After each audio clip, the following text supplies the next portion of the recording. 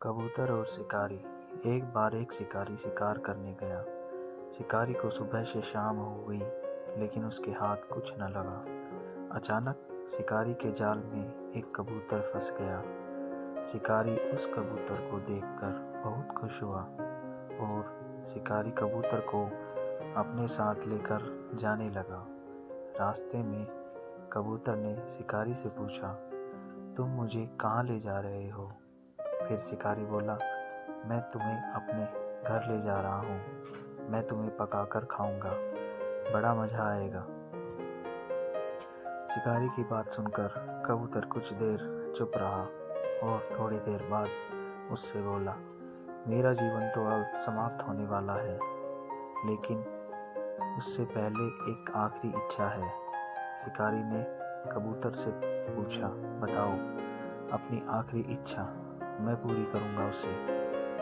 कबूतर बोला, मेरी माँ ने मरने से पहले मुझे 2 काम की बात बताई थी। मरने से पहले मैं तुम्हें वो बातें बताना चाहता हूँ, शायद तुम्हारे कुछ काम आ जाए।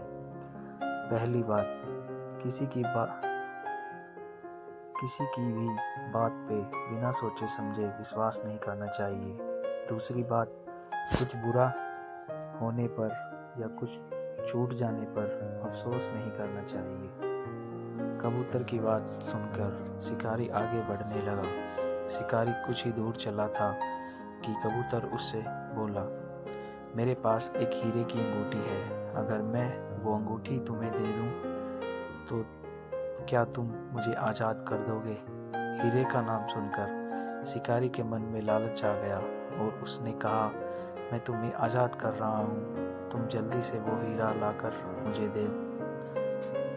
कबूतर आज़ाद होते ही दूर एक बड़े से पेड़ पर जाकर बैठ गया और शिकारी से बोला, मेरे पास कोई हीरा नहीं है। मैंने अभी तुमसे बोला था, किसी की बात पे बिना सोचे समझे विश्वास नहीं करना चाहिए। कबूतर की बात सुनकर शिकारी बहुत दुखी हुआ।